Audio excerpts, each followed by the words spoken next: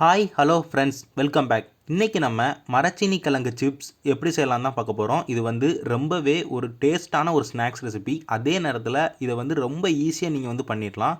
First இந்த மரச்சீனி கிழங்கு chips செய்கிறதுக்கு வந்து நான் மரச்சீனி கிழங்கு வந்து 1 கிலோ வந்து எடுத்துக்கிட்டேன். ஃபஸ்ட் நம்ம வந்து இந்த கிழங்கு வந்து மண்ணுக்குள்ளே இருந்து எடுக்கிறனால இதில் வெளியே வந்து நிறைய மண் இருக்கும். அதே நேரத்தில் இதுக்கு வெளியே தொலிகளும் இருக்கும்.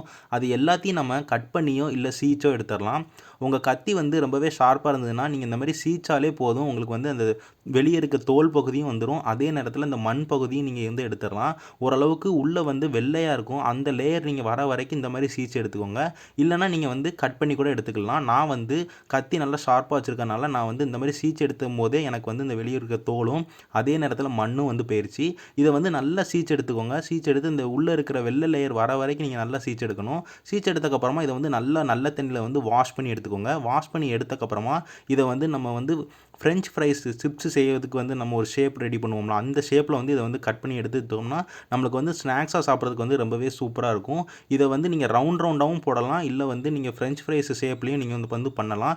எந்த ஷேப்லனாலும் நீங்கள் வந்து பண்ணிக்கோங்க. நான் இன்றைக்கி வந்து இந்த ஃப்ரெஞ்ச் ஃப்ரைஸ் ஷேப்பில் தான் நான் இன்றைக்கி வந்து குச்சா வந்து நான் வந்து கட் பண்ண போகிறேன். அதை வந்து எப்படி கட் பண்ணணும்னு நான் இப்போ வீடியோவில் காட்டுற மாதிரியே நீங்கள் கட் பண்ணினா நீங்கள் வந்து அந்த குச்சா கட் பண்ணுறதுக்கு வந்து உங்களுக்கு ரொம்ப ஈஸியாகவே இருக்கும். நீங்கள் கிழங்க கட் பண்ணும்போது ரொம்பவும் திக்காகவும் ரொம்பவும் லைட்டாகவும் வந்து நீங்கள் கட் பண்ணிடக்கூடாது. ஓரளவுக்கு மீடியமாக இருக்கணும் கிழங்கு சைஸ் வந்து. ரொம்ப திக்காக வந்து நீங்கள் கட் பண்ணிட்டீங்கன்னா அது வந்து வேகிறதுக்கு வந்து ரொம்ப டைம் எடுக்கும். அதே நேரத்தில் ரொம்ப திக்காக இருந்துச்சுன்னா அது வந்து உங்களுக்கு மொறுன்னு வந்து கண்டிப்பாக இருக்காது. அதனால் வந்து ரொம்ப திக்காக வந்து கட் பண்ணிடாதீங்க. அதே நேரத்தில் ரொம்ப லைட்டாக நீங்கள் வந்து மெல்லுசாக வந்து கட் பண்ணிட்டீங்கன்னா உங்களுக்கு வந்து சீக்கிரமாகவே வெந்துடும். கலர் வந்து டக்குன்னு வந்து மாறிடும். அதுவும் உங்களுக்கு வந்து நல்லா இருக்காது. ரொம்ப மொறுன்னு ஆயிரும். அது வந்து நம்ம சாப்பிடும்போது அப்படி தூளாக போகிற மாதிரி ஆயிரும். அதனால் ஓரளவுக்கு மீடியம் சைஸில் வந்து நீங்கள் கட் பண்ணி எடுத்துக்கிட்டிங்கன்னா உங்களுக்கு வந்து மொறுன்னு கிடைக்கும். அதே நேரத்தில் வேகிறதுக்கும் வந்து கரெக்டான டைம் இருக்கும். சாப்பிட்றதுக்கும் ரொம்ப நல்லாயிருக்கும். அதை மட்டும் நீங்கள் பார்த்துக்கோங்க. இப்போ நான் கட் பண்ணி உங்களுக்கு வீடியோவில் காட்டிகிட்டு இருக்கிறது வந்து ஓரளவுக்கு திக்காக இருக்கிறது தான். இதையும் வந்து நீங்கள் 2 துண்டாக கட் பண்ணிக்கிட்டிங்கன்னா உங்களுக்கு வந்து ரொம்ப மெல்லுசாயிரும். அந்த மாதிரி சைஸ் இருக்கிற மாதிரி பார்த்துக்கோங்க. மற்ற எல்லாமே இந்த ரெசிப்பியில் வந்து ரொம்ப ஈஸி. நீங்கள் வந்து கட் பண்ணுறதை மட்டும் நீங்கள் கரெக்டாக கட் பண்ணிட்டீங்கன்னா உங்களுக்கு ஃப்ரை பண்ணி எடுக்கும்போது ரொம்ப சூப்பராக வந்துடும். அதை மட்டும் முக்கியமாக நீங்கள் வந்து பார்த்துக்கோங்க.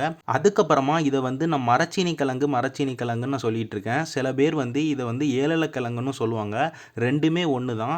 அதுக்கப்புறமா நீங்கள் முக்கியமாக அந்த கிழங்கு வாங்கும் போது நீங்கள் வந்து கசக்கா அப்படின்னு வந்து பார்த்துக்கோங்க. சில கிழங்கு வந்து நல்லா டேஸ்ட்டாக இருக்கும். சில கிழங்கு வந்து கசக்கிறதுக்கு நிறைய வாய்ப்பு இருக்குது.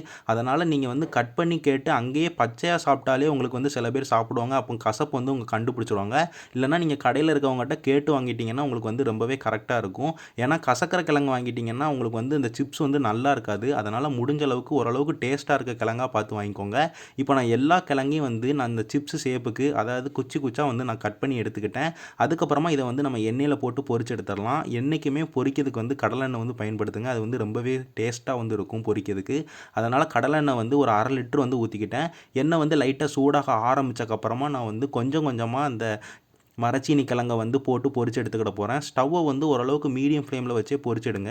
மொத்தமாக வந்து போட்டுற வேண்டாம். கொஞ்சம் கொஞ்சமாக போட்டு பொரிச்சிடுங்க. ஃபஸ்ட்டு வந்து இதை நீங்கள் போடும்போது ஒரு நிமிஷத்தில் இது வந்து லைட்டாக வந்து ஒன்றுக்கு ஒன்று வந்து ஒட்ட ஆரம்பிக்கும். ஓரளவுக்கு நம்ம அந்த கிழங்கை ஃப்ரை பண்ணும்போது அந்த கிழங்கு வந்து கொஞ்சம் வந்து ஒட்ட ஆரம்பிக்கும். நீங்கள் வந்து கிண்டி விட்டுக்கிட்டே இருக்கணும். என்றைக்குமே சிப்ஸ் பொரிக்கும் போது கிண்டி விட்டுக்கிட்டே இருந்தால் தான் ஒட்டாமல் ஒன்றுக்கு ஒன்று பிரிஞ்சு வரும். அதனால் ஒரு 5 நிமிஷத்துலேருந்து ஒரு 6 நிமிஷம் ஆகும் இது பொரியறதுக்கு. ஓரளவுக்கு கோல்டன் ப்ரௌன் கலர் மாறுற வரைக்கும் நீங்கள் இதை பொரிச்சு எடுத்தாலே உங்களுக்கு வந்து நல்ல ஒரு டேஸ்ட்டாகவும் நல்ல மொறுன்னு உங்களுக்கு வந்து கிடச்சிரும். ஆனால் அந்த 5 நிமிஷமும் 6 நிமிஷமும் நீங்கள் வந்து கரண்டியை வச்சு நீங்கள் கிண்டி விட்டுக்கிட்டே இருந்தால் தான் உங்களுக்கு வந்து ஒன்று ஒட்டாமல் நல்ல மொறுன்னு கிடைக்கும். அதே மாதிரி நீங்களும் வந்து பண்ணிக்கோங்க. நான் முதல்லையே சொன்ன மாதிரி ஸ்டவ்வை வந்து ஓரளவுக்கு மீடியம் ஃப்ளேமில் வச்சு இதை வந்து பொரிச்செடுங்க. நீங்கள் வந்து ஹை ஃப்ளேமுக்கு போயிட்டீங்கன்னா உங்களுக்கு வந்து கலர் வந்து டக்குன்னு வந்து ப்ரௌன் கலருக்கு மாறிடும். ஆனால் உங்களுக்கு வந்து நல்ல மொறுன்னு வந்து கிடைக்காது. ஆனால் நீங்கள் லோ ஃப்ளேமில் வச்சிங்கன்னா உங்களுக்கு வந்து வேகிறதுக்கு வந்து ரொம்ப டைம் எடுக்கும். அதனால் ஒரே கான்ஸ்டண்ட்டாக மீடியம் ஃப்ளேம்லேயே வச்சு நீங்கள் பொரிச்செடுத்தீங்கன்னா ஒரு 5 நிமிஷத்துலேருந்து ஒரு 6 நிமிஷத்துலேயே உங்களுக்கு ஓரளவுக்கு கோல்டன் ப்ரௌன் கலருக்கும் வந்துடும். அதே நேரத்தில் நல்லா வந்து மொறுன்னு உங்களுக்கு வந்து கிடச்சிரும். அதுக்கப்புறமா நீங்கள் இந்த 1 கிலோ வந்து மரச்சீனி கிழங்க வந்து நீங்கள் வெறும் 1/2 லிட்டரு எண்ணெயிலே வந்து நீங்கள் பொரிச்சு எடுத்துடலாம். இது வந்து ரொம்ப வந்து உங்களுக்கு எண்ணெய் குடிக்காது. கிட்டத்தட்ட நீங்கள் வந்து 1 கிலோ மரச்சீனி கிழங்க வந்து பொரிச்செடுக்கிறதுக்கு வந்து ஒரு 150 எம்எல் தான் வந்து உங்களுக்கு எண்ணெய் தேவைப்படும். ஆனால் நம்ம வந்து 1/2 லிட்டர் வந்து ஊற்றிருக்கோம். நல்லா முங்கி பொரிச்சோம்னா நம்மளுக்கு வந்து பொரியதுக்கு நல்லா இருக்குங்கிறது ஒரே காரணத்துக்காண்டி மட்டும்தான் 1/2 லிட்டர் வச்சு நம்ம வந்து பொரிச்செடுக்கோம். இது வந்து ரொம்ப வந்து எண்ணெய் குடிக்காது. அதுவும் வந்து உங்களுக்கு ப்ராப்ளம் இல்லை. நான் இப்போ வீடியோவில் காட்டுற மாதிரி இந்த மாதிரி கலருக்கு வந்தக்கப்புறமா இதை வந்து நீங்கள் வந்து வெளியே எடுத்துட்டிங்கன்னா உங்களுக்கு வந்து ரொம்பவே சூப்பராக வந்து கிடச்சிரும். இந்த கலர் மாறினக்கப்புறமா இதை வந்து ஆயிலிருந்து எடுத்து எல்லா சிப்ஸையும் இதே மாதிரி பொரிச்சு எடுத்துக்கோங்க. இப்போ வந்து எல்லா சிப்ஸையும் நான் பொரிச்சு எடுத்துட்டு அதை வந்து ஒரு பவுலுக்கு வந்து மாற்றிக்கிட போகிறேன். உங்களுக்கு பார்க்கும் போதே தெரியும் நல்ல மொறு மொறுன்னு இது வந்து ரெடி ஆயிடுச்சு. நல்ல கிறிஸ்பியாகவும் ரெடி ஆயிடுச்சு. இதை நம்ம வந்து தனியாக சாப்பிட்டாலே நல்ல டேஸ்ட்டில் தான் இருக்கும். ஆனால் இது கூட நம்ம சில ஸ்பைசஸ் சேர்த்துக்கிட்டோம்னா அது வந்து சாப்பிட்றதுக்கு வந்து நல்ல வந்து உப்பு காரத்தோடு இருக்கும். உப்பு காரம் அப்படிங்கும் போது நம்ம வந்து வெறும் உப்பும் காரமும் மட்டும் சேர்த்தா போதும். காரத்துக்கு வந்து மிளகாய் வத்தல் பொடி வந்து 1.5 டீஸ்பூன் வந்து சேர்த்துக்கோங்க. அதுக்கு மேலே சேர்க்க வேண்டாம். அதுக்கு கம்மியாக சேர்க்குறது வந்து உங்கள் விருப்பம். நீங்கள் வந்து கொஞ்சோண்டு சேர்த்து மிக்ஸ் பண்ணக்கப்புறமா நீங்கள் வந்து டேஸ்ட் எப்படி இருக்குன்னு பார்த்துக்கோங்க. அதுக்கப்புறமா உப்பு வந்து ஒரு 3/4 டீஸ்பூன் வந்து உப்பு வந்து சேர்த்துக்கோங்க. இதையும் சேர்த்து நல்லா வந்து மிக்ஸ் பண்ணி விட்டுக்கோங்க. இது ரெண்டுத்தையும் சேர்த்து நல்லா மிக்ஸ் பண்ணி விட்டுட்டு நீங்கள் சாப்பிட்டு பாருங்கள். உங்களுக்கு உப்பு காரம் கரெக்டாக இருக்குன்னா உங்களுக்கு வந்து ஓகே. இல்லை உங்களுக்கு கம்மியாக இருக்குது அப்படின்னா நீங்கள் வந்து கூட கொஞ்சம் சேர்த்துக்கோங்க. மேக்ஸிமம் இப்போ நான் சேர்த்துருக்கதே வந்து உங்களுக்கு கரெக்டாக தான் இருக்கும். நீங்கள் இந்த உப்பு காரம் சேர்த்து நல்லா மிக்ஸ் பண்ணி விட்டுட்டாலே உங்களுக்கு இந்த மரச்சீனி கிழங்கு வந்து ரொம்பவே சூப்பராக வந்து ரெடி ஆயிரும். கண்டிப்பாக அந்த சிப்ஸை வந்து நீங்கள் ட்ரை பண்ணி பாருங்கள். ரொம்ப ஈஸியாக செஞ்சிடலாம். ரொம்ப டேஸ்ட்டாக இருக்கும். ட்ரை பண்ணி பார்த்துட்டு எல்லாருக்கும் வீட்டில் செஞ்சு கொடுங்க. எல்லாருமே ரொம்ப விரும்பி சாப்பிடுவாங்க. நான் இதே மாதிரி வேறு ஒரு நல்ல ரெசிபியோடு உங்கள் எல்லாரையும் வந்து பார்க்குறேன். நன்றி.